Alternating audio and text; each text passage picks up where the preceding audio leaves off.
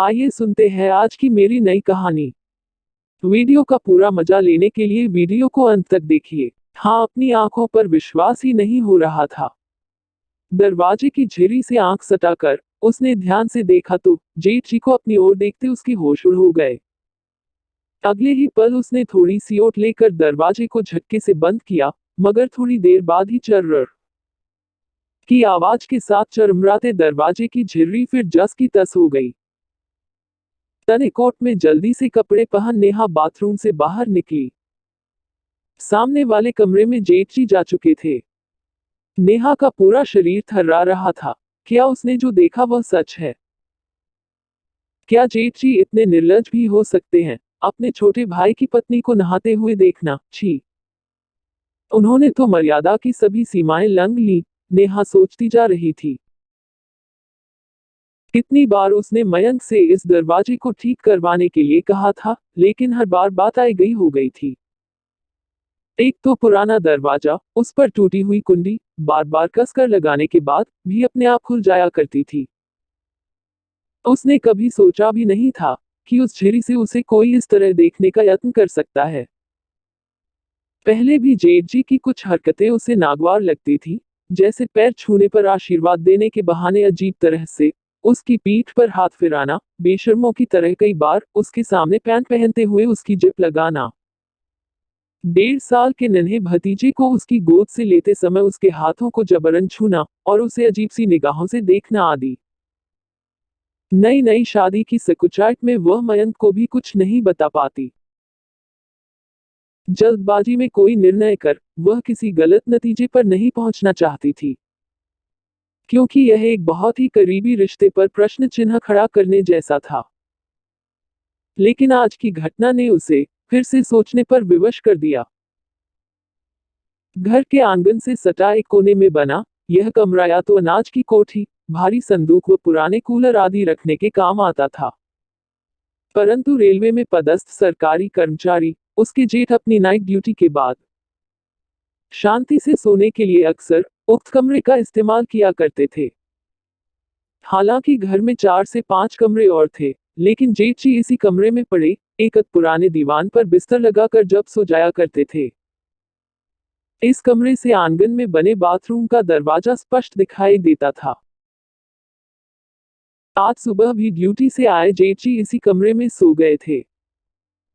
उनकी बदनीयती से अनभिज्ञ नेहा सुबह के सभी कार्यों को निपटाकर बाथरूम में नहाने चली आई थी। नेहा के मन में भारी उथल पुथल मची थी। क्या इस बात की जानकारी उसे मयंक को देना चाहिए, या अपनी जेठानी माला से इस बात का चर्चा कर देखना चाहिए? लेकिन अगर किसी ने उसकी बात पर विश्वास नहीं किया, मयंक तो अपने बड़े भाई को आदर्श मानता है और भाभी, वे कितनी भली महिला हैं।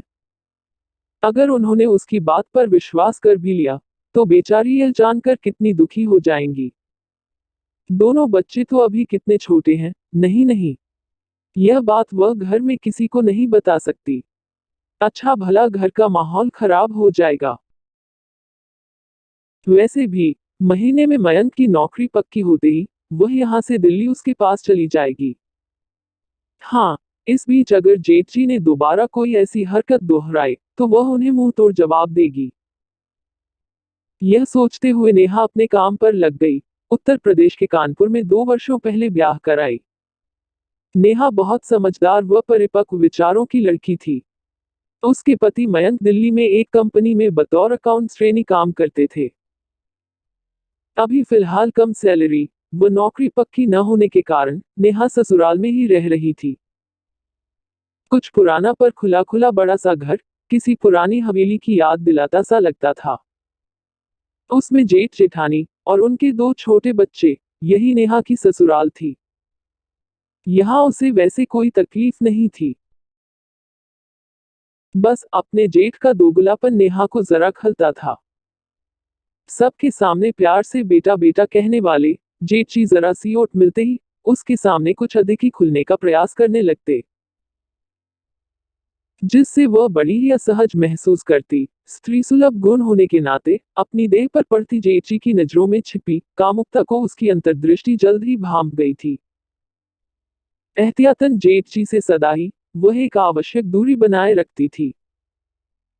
होली आने को थी। माला और बच्चों के साथ मस्ती और खुशियां बिखेरती नेहा जेठ जी के सामने आते ही एकदम सावधान हो जाती।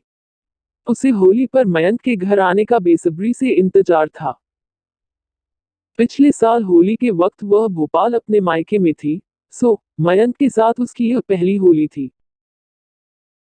होली के 2 दिनों पहले मयंक के आ जाने से नेहा की खुशी दोगुनी हो गई।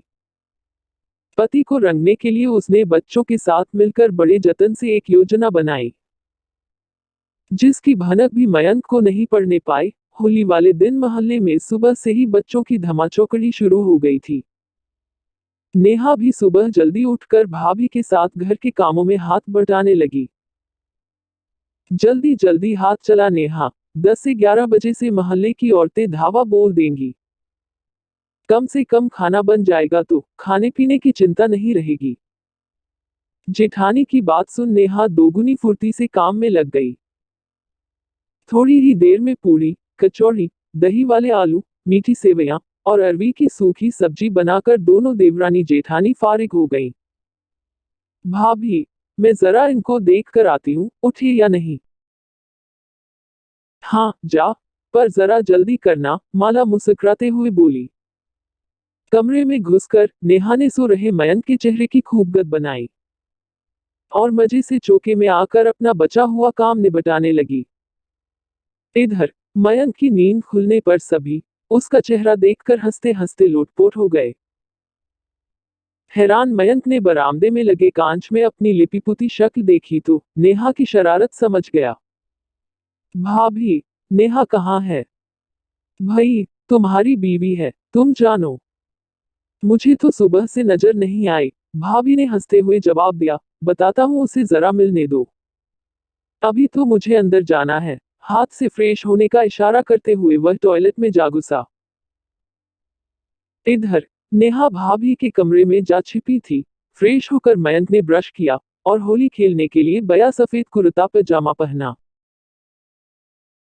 भाभी, नाश्ते में क्या बनाया है?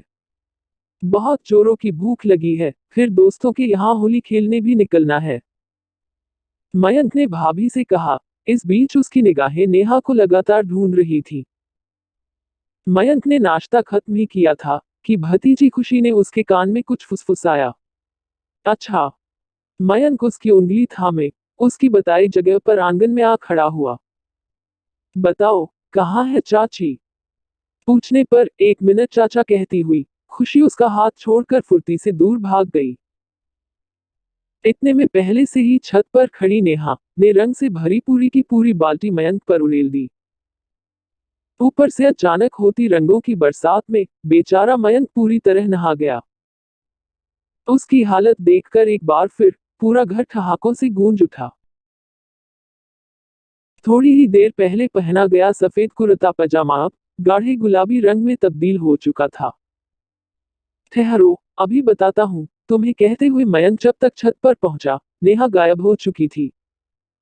इतने में बाहर से मयंक के दोस्तों का बुलावा आ गया। ठीक है, मैं आकर तुम्हें देखता हूँ। भनभनाता हुआ मयंक बाहर निकल गया। उधर भाभी के कमरे में अलमारी के एक साइड में छिपी नेहा जैसे ही पलटने को हुई, किसी की बाहों ने उसे अपनी गिरफ्त में ले लिया। उसने तुरंत ही अपने को उन बाहों से मुक्त करते हुए जेठ जी पर तीखी निगाह डाली। आप उसके चेहरे पर आश्चर्य और घृणा के मिले जुले भाव थे। अरे तुम, मैं समझा माला है, जेठ जी ने चौंकने का अभिनय करते हुए कहा। बस अब और नहीं। मन में यह विचार आते ही नेहा ने भरपूर ताकत से जेठ जी के गाल पर तड़ाक से एक तमाचा जड़ दिया। अरे, पागल हुई है क्या, मुझ पर हाथ उठाती है? जेठ जी का गुस्सा 7वें आसमान पर था। पागल नहीं हूं, बल्कि आपके पागलपन का इलाज कर रही हूं। क्योंकि सम्मान की भाषा आपको समझ नहीं आ रही। गलत थी मैं जो सोचती थी कि मेरे बदले हुए व्यवहार से आपको अपनी भूल का एहसास हो जाएगा। पर आप तो निर्लज्जता की सभी सीमाएं लंघ बैठे। अपने छोटे भाई की पत्नी पर बुरी नजर डालते हुए आपको शर्म नहीं आई? कैसे इंसान हैं आप? इस बार आपको इतने में ही छोड़ रही हूँ। लेकिन आइंदा से अगर मुझसे जरा सी भी छेड़खानी करने की कोशिश की तो मैं आपका वह हाल करूंगी कि किसी को मुंह दिखाने लायक न रहेंगे। आज आप अपने छोटे भाई, पत्नी और बच्चों की वजह से बचे हो। मेरी नजरों में तो गिर ही चुके हो, आशा करती हूँ सबकी नजरों में गिरने से पहले संभल जाओगे, कहकर तमतमाती हुई नेहा कमरे के बाहर चली गई। कमरे के बाहर चुपचाप खड़ी माला नेहा को आते देख तुरंत दरवाजे की ओट में हो गई। वह अपने पति की दिलफेक आदत और रंगीन तबीयत से अच्छी तरह वाकिफ थी। पर रूढ़िवादी बेड़ियों में जकड़ी माला ने हमेशा ही पति परमेश्वर वाली परंपरा को शिरोधार्य किया था। वह कभी कभी अपने पति की गलत आदतों के खिलाफ आवाज उठाने की हिम्मत न कर पाई थी, लेकिन आज नेहा ने जो बहादुरी और हिम्मत दिखाई, नेहा ने उसके पति को जरूरी सबक सिखाने के साथ साथ उस घर की इज्जत पर भी आंच न आने दी।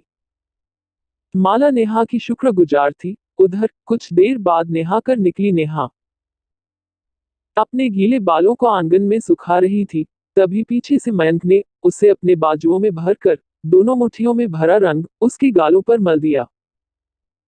पति के हाथों प्रेम का रंग चढ़ते ही नेहा की गुलाबी गालों की रंगत और सुर्ख हो चली और वह शर्मा कर अपने प्रियतम के गले लग गई। यह देखकर सामने से आ रही माला ने मुस्कुराते हुए अपनी निगाहें फेर ली। दोस्तों, ऐसी ही ऑसम कहानियां पढ़ने और सुनने के लिए हमारे चैनल ऑसम कहानियां को प्लीज लाइक करना और अपने खूबसूरत दोस्तों के साथ शेयर करना और सब्सक्राइब करना। धन्यवाद।